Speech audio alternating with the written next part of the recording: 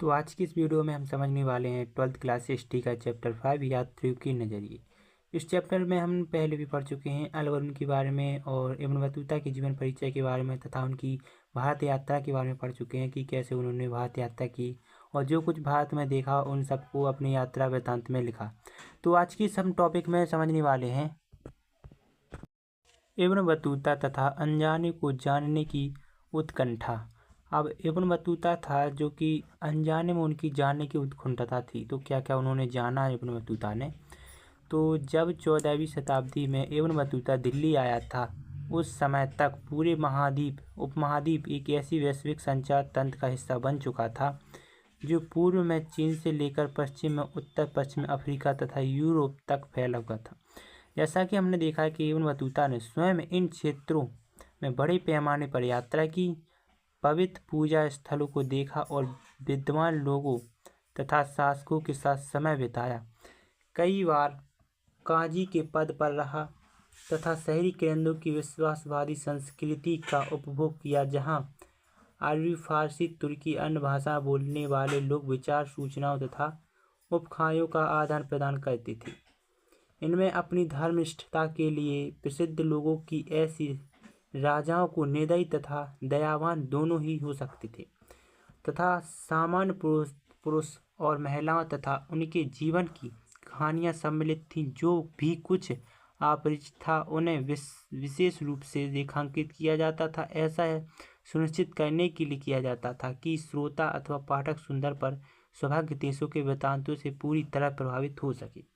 तो जब Ibn Battuta 14वीं शताब्दी में दिल्ली आया था तब उसे पूरे वैश्विक उपमहाद्वीप ऐसी विश्व संचार के तंत्र के रूप में बन चुका था जिसमें चीन से लेकर पश्चिम, उत्तर अफ्रीका, यूरोप तक फैला हुआ था। इब्न बतूता ने स्वयं अपने क्षेत्रों के बड़े पैमाने पर यात्रा की, घूमा और जो कुछ देखा उन्होंने अपनी यात्रा वृत्तांत में लिखा और उसने फारसी, तुर्की, अन्य भाषाएं की भी काफ़ी कुछ जानकारी प्राप्त कर ली थी। अब हम समझेंगे कि नारियल तथा पान क्या होता है।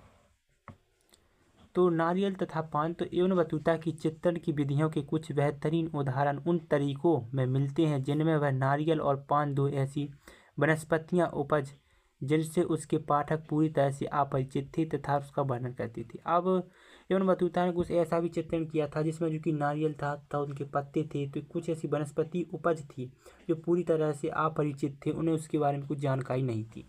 तो हम देखते हैं कि पान है। इब्न बतूता द्वारा दिया गया पान का जो वर्णन इस प्रकार है। पान एक ऐसा वृक्ष है जिसके अंगूर लता की तरह ही उगाया जाता है। मतलब पान एक ऐसा वृक्ष है जिसको अंगूर लता की तरह उगाया जाता है। पान का कोई फल नहीं होता और उससे केवल इनकी पत्तियों के लिए ही उगाया जाता है। अब जो पान का कोई फल नहीं होता, केवल उसकी पत्तियों के लिए से उगाया जाता है। इसे प्रयोग की विधि यह भी है कि खाने से पहले इसमें सुपारी ली जाती है। अब इस पत्ते को खाने से पहले सुपारी ली जाती है। यह जायफल जैसी ही होती है पर उसे तब तक तोड़ा जाता है जब तक इसके छोटे छोटे टुकड़े नहीं हो जाते। अब सबसे पहले इसकी सुपारी ली जाती है पान से लेने के पहले, उनको जब तक तोड़ा जाता है जब तक इसके छोटे छोटे टुकड़े नहीं हो जाते और इन्हें मुंह में रखकर चबाया जाता है। इसके बाद पान की पत्तियों के साथ इन्हें चबाया जाता है और पान की पत्तियों के साथ इसे चबाया जाता है।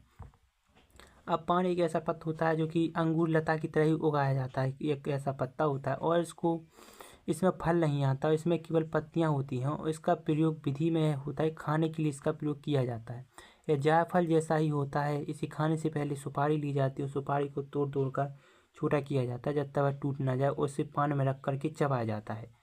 तो है जो कि इब्न बतूता द्वारा पान का पत्ता कुछ इस प्रकार से रहा है।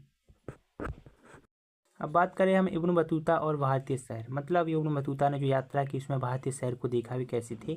तो इब्न बतूता ने उपमहाद्वीप के शहरों को उन लोगों के लिए व्यापक अवसरों से भरपूर पाया जिनके पास आवश्यक अच्छा साधन तथा कौशल था। यह धनी आबादी वाले तथा समुद्र से विषय कभी कभी युद्धों और अभियानों से होने वाले विध्वंस के इब्न बतूता के वृत्तांत से एक ऐसा प्रतीत होता है कि अधिकांश शहरों में भीड़ भाड़ वाली सड़कें तथा चमक दमक वाले और रंगीन बाजार थे जो विभिन्न प्रकार की वस्तुओं से भरे रहते थे। इब्न बतूता दिल्ली को एक बड़ा शहर विशाल आबादी वाला था। भारत में सबसे बड़ा बताता है कि दौलताबाद महाराष्ट्र में है जो कि कम नहीं था और आकार में भी दिल्ली को चुनौती देता था। मतलब उन्होंने यह बताया कि इब्न बतूता जो कि उपमहाद्वीप के शहरों को उन लोगों के व्यापक अवसरों से भरपूर है जो कि भारत में आया तथा उपमहाद्वीप में आया। कुछ यहाँ से चमकदार शहर देखने को मिले, दुकानें भरी भरी देखने मिली, चमकदार वाले शहर, रंगीन बाजार, विभिन्न प्रकार की वस्तुएं भरी पड़ी मिली। इब्न बतूता ने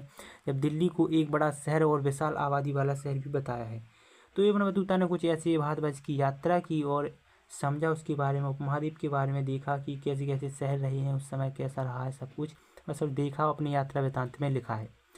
तो आई होप आपको वीडियो पसंद आए हो तो लाइक कीजिएगा, शेयर कीजिएगा, कमेंट जरूर कीजिएगा, चैनल को सब्सक्राइब जरूर कीजिएगा।